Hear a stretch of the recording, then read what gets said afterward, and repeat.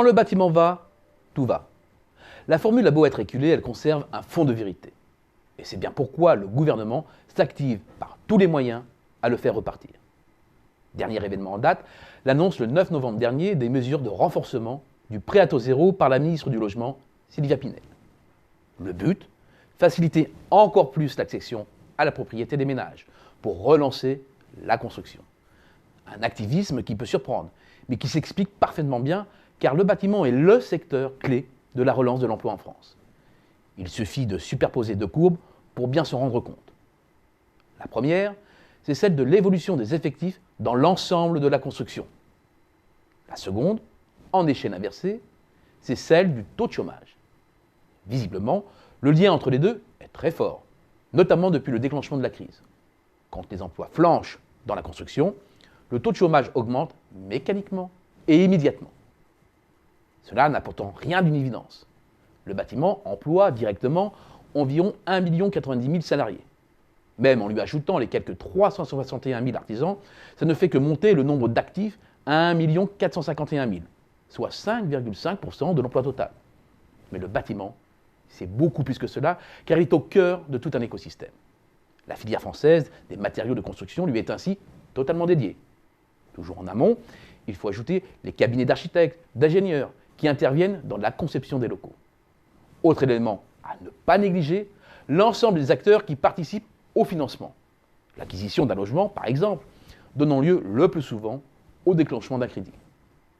Et une fois l'achèvement des travaux réalisés, il faut encore intégrer toutes les professions liées à la gestion des bâtiments.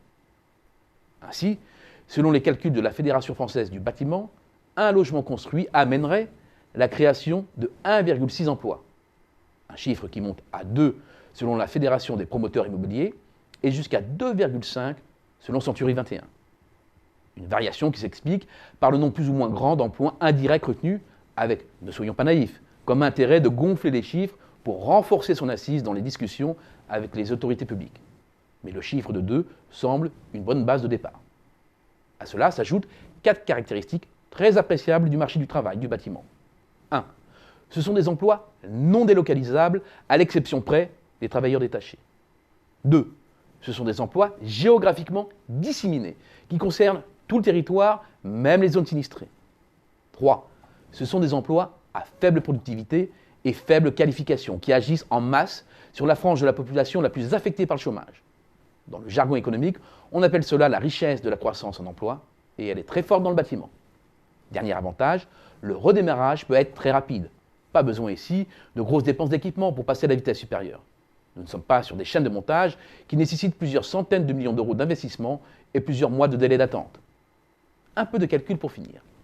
L'objectif de Sylvia Pinel est de doubler le nombre de PTZ pour le porter à 120 000.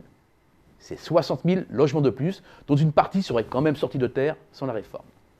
Notre prévision à Xerfi est plus prudente, avec des mises en chantier qui passeraient de 352 000 à 390 000.